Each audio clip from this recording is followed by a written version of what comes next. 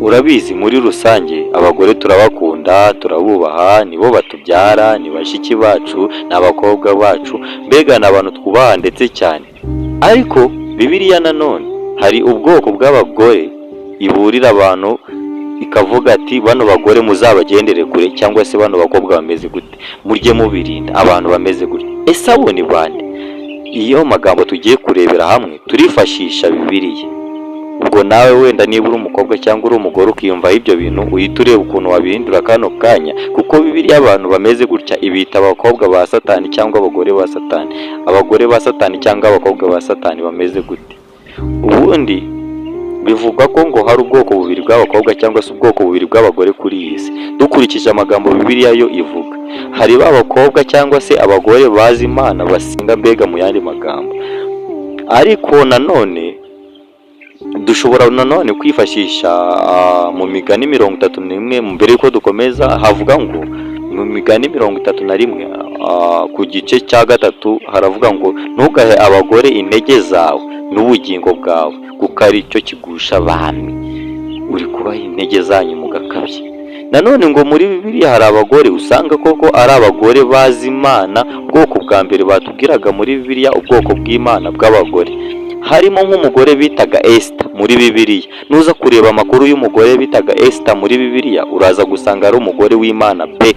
Nakubwiye ngo muri uyu munsi tugiye kurebera hamwe abagore bitwa ngo ni abagore ba Satani cyangwa abakobwa ba Satani. Muri Bibiliya uzasangamo umukobwa bitaga Rusi cyangwa se umukobwa bitaga Rusi, yari umukobwa w'Imana, umugore w'Imana. Uwo muntu nawe tuzagenda tumenyana umuntu ki. Ndetse hakaba n'abandi bagore bameze nkawe nka Hana, yari umugore w'Imana. Abagore bameze nka Hana uyu munsi wa none barahari hano hanze, ndetse basengaga ugasanga ni abagore bashize amanga, batinyutse, batagira ubwoba, ndetse ugasanga ni abagore b'abanyabwenge, ndetse abagore batinya Imana, ndetse ba bagore bafite agaciro.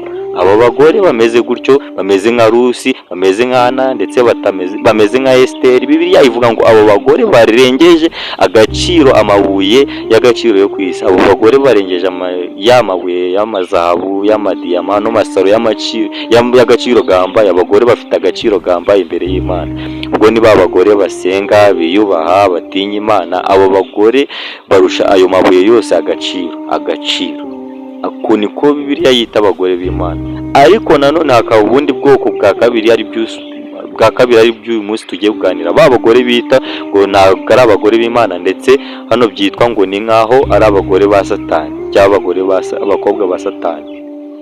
Ngo nimba uri umugabo, abo bagore cyangwa se abo bakobwa tugiye kuvuga ujye ubagendera kure. Nanone nimba uzi ko uri umukobwa cyangwa uri umugore ufite iyi mico, tugiye kwitwaza kugenda kuri Bibiliya.